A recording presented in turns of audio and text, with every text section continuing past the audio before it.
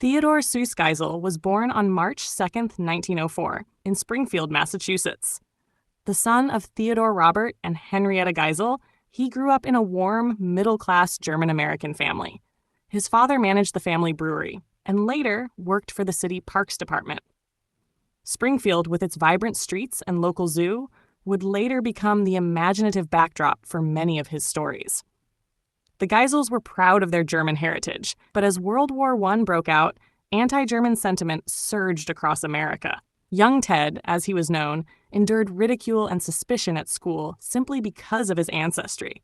The climate of fear and prejudice left a lasting impression on him, instilling a quiet resistance to injustice that would echo in his later works. From a young age, Ted was drawn to storytelling and art. He loved to sketch animals and invented whimsical creatures that defied the logic of the real world. His mother, Henrietta, often soothed him to sleep with rhythmic chants, a habit born from her own childhood helping her father in his bakery. That early exposure to rhythm and rhyme would shape the cadence of his writing style for life. In 1921, Ted enrolled at Dartmouth College. There, he quickly became involved with the campus humor magazine, Jack-O-Lantern, eventually rising to editor-in-chief. But his tenure was cut short when he and his friends were caught drinking gin during Prohibition. As punishment, he was banned from extracurricular activities. Unwilling to stop writing, he began submitting work under a pen name, Seuss. It was the first time he used the name that would later become world famous. After graduating from Dartmouth in 1925, he set sail for Oxford University in England to pursue a doctorate in English literature. But academia didn't hold his interest.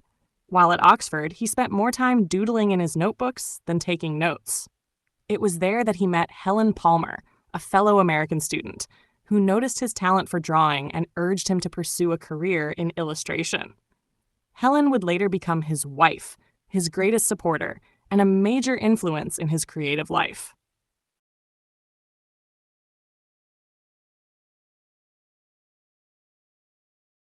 After leaving Oxford without a degree, Theodor Seuss Geisel returned to the United States in 1927, determined to make a living as an artist.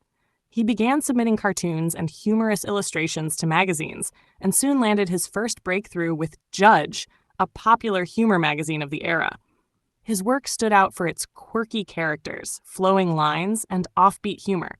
In one of his early published pieces, he signed his name as Dr. Theophrastus Seuss, blending a hint of mock authority with his real middle name. It was an early glimpse of the playful persona he would fully embrace later on. During these years, the world of advertising became Geisel's main arena.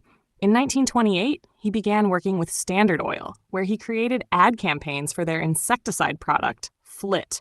The slogan, "Quick, Henry, the Flit," became a national catchphrase. Geisel's imaginative, often surreal illustrations gave life to strange creatures and zany scenes that captured public attention. Over the next 15 years, his association with Standard Oil gave him financial stability and the freedom to refine his distinctive artistic voice. It was during this time that the hallmarks of the Dr. Seuss style began to emerge: fantastical animals with exaggerated features, rhythmic and whimsical phrasing, and a subtle commentary on the absurdities of modern life. His illustrations, though humorous on the surface, often carried undertones of satire and social critique. Alongside his commercial work, Geisel contributed to newspapers and magazines with political and social cartoons. His wit sharpened as he used humor to comment on everything from consumer culture to international affairs. Although he hadn't yet published a single children's book, the seeds of Dr. Seuss were already sprouting in the tangled limbs of his creatures, the invented words in his captions, and the sly wisdom behind each punchline.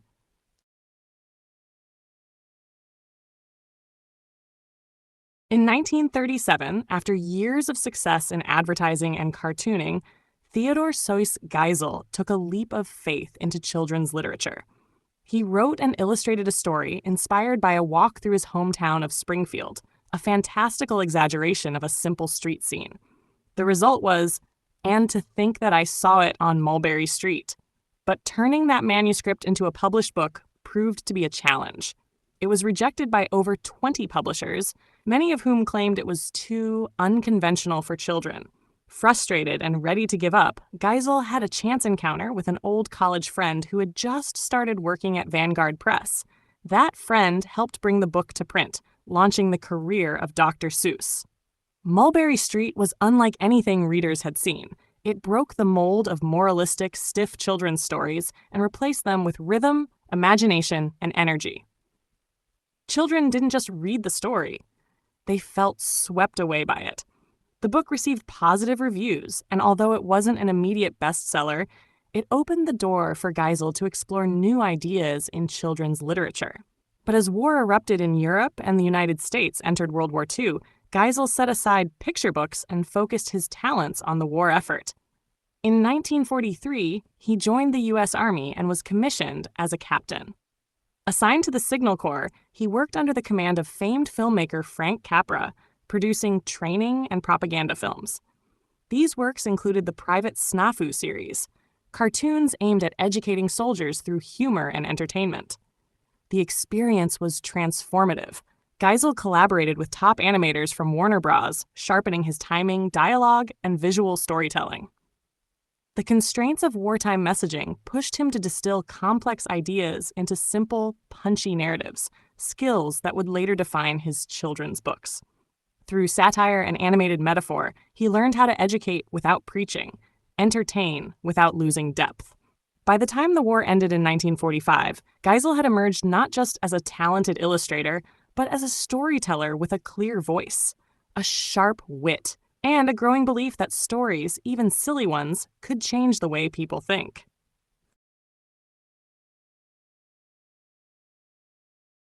After the war, Theodor Seuss Geisel returned to his home in La Jolla, California, and devoted himself fully to writing for children.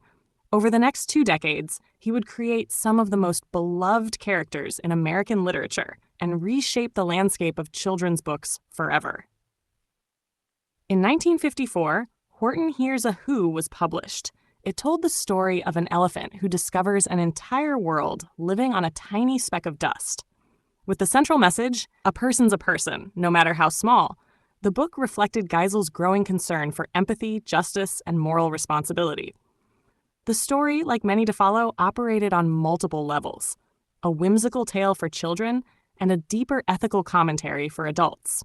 He followed with If I Ran the Zoo in 1950, a book that introduced children to wildly imaginative creatures, strange places, and the thrill of creative freedom. Then came How the Grinch Stole Christmas in 1957, a story that questioned materialism and revealed the deeper meaning of the holiday season. The Grinch, cynical, isolated, and ultimately transformed, became one of Geisel's most iconic creations. That same year, in response to a growing literacy crisis in American schools, Geisel was challenged to write a book using only a limited set of simple words. The goal? To make reading both accessible and fun for early learners. The result was The Cat in the Hat. Using just 236 words, he crafted a chaotic, clever, and rhythmically brilliant story that forever changed children's publishing. Gone were the dull primers of the past. In their place stood bold colors, eccentric characters, and pure joy. The impact was immediate and profound. The Cat in the Hat didn't just entertain, it helped children learn to read. Geisel had proven that education and fun were not opposites, but partners. The book launched Beginner Books, a publishing division co-founded with his wife Helen and his colleague Phyllis Cerf, dedicated to making reading accessible for all children. But behind the professional triumphs, Geisel's personal life was entering a period of strain. Helen, his wife of over 30 years, and his constant creative supporter, was battling a series of illnesses, including cancer and partial paralysis. Her health declined over the years, and the emotional weight took its toll on both of them.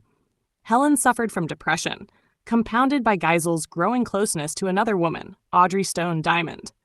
In 1967, Helen died by suicide. Her death marked a dark and deeply painful chapter in Geisel's life. Though he rarely spoke about it publicly, the loss left a lasting scar. In the midst of national fame and literary acclaim, Geisel faced a private world shaken by grief and guilt.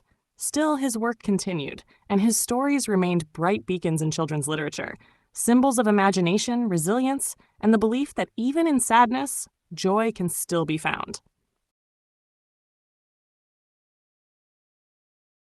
In 1968, a year after the death of his first wife, Theodor Seuss Geisel married Audrey Stone Diamond, a longtime family friend.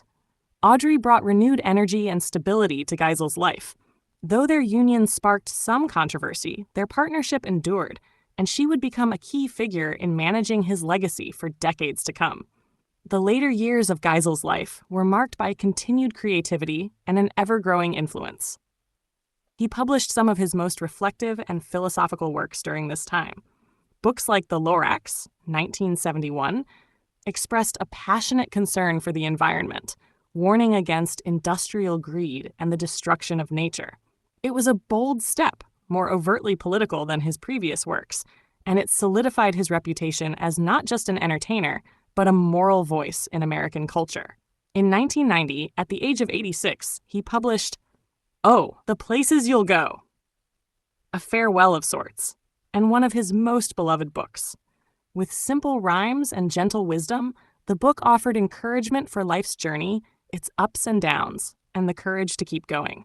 It became a rite of passage gift, treasured by generations of graduates and dreamers alike.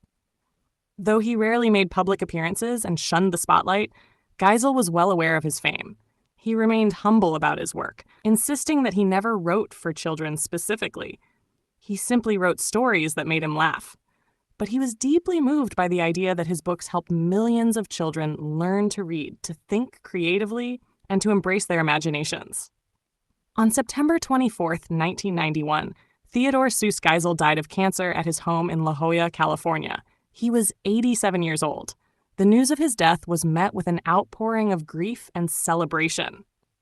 Across the world, teachers read his books aloud to their classes, fans dressed up as his characters, and tributes poured in from every corner of American life. His legacy was undeniable. Over 600 million copies of his books had been sold in more than 20 languages.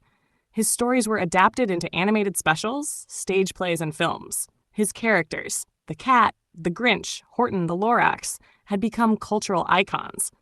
But more than that, Geisel had reshaped what it meant to write for children. He had shown that books could be silly and serious, wild and wise, simple and profound. In the final years of his life, when asked about his success, he said simply, "I never set out to teach anyone anything. I just wanted to make them smile." And he did, millions of times over. After Theodor Seuss Geisel's death in 1991, his presence only seemed to grow. His widow, Audrey, took the reins of his estate, overseeing the expansion of Dr. Seuss into a multimedia phenomenon. In the years that followed, Seussville.com was launched as an educational hub, bringing his characters and stories into the digital age. His books were adapted into television specials, Broadway musicals, and blockbuster films, each reintroducing his world to new generations. Yet, as his fame endured, so did scrutiny of his past. Critics began to examine some of his earlier works, especially political cartoons and a handful of children's books, for their use of racial stereotypes and caricatures. Imagery from books like If I Ran the Zoo and early advertising work came under fire for insensitive and harmful depictions of non-white cultures. Debates flared over whether such content should be preserved, edited, or removed from circulation. In 2021, Dr. Seuss Enterprises announced it would cease publication of 6 titles due to their offensive content. The move sparked fierce public debate, praised by some as a necessary step toward accountability, and condemned by others as censorship. The conversation revealed a complex truth. Geisel, like many cultural figures, was a man of his time, whose legacy included both timeless wisdom and historical blind spots. Despite the controversies, Dr. Seuss's work continues to play a central role in children's education and literature. His books remain staples in classrooms and libraries, used to teach reading, creativity, and empathy. His unique blend of rhythm, rhyme, and absurdity has influenced writers, educators, and artists across disciplines. The simplicity of his words disguises the sophistication of his storytelling, tales that tackle greed, prejudice, environmentalism, and individuality with lightness and depth. At the heart of his stories lies a careful balance, Imagination without chaos, morality without sermon, joy without triviality. Whether through a cat in a hat, a small speck of dust, or a stubborn tree hugger named the Lorax, Dr. Seuss gave voice to ideas that continue to resonate about kindness, courage, curiosity, and the power of thinking differently. He once said, "Words and pictures are yin and yang. Married, they produce a progeny more interesting than either parent." That union of visual whimsy and verbal playfulness defined his genius and ensures that, despite changing times and shifting perspectives, his stories will continue to echo in the minds and hearts of readers everywhere.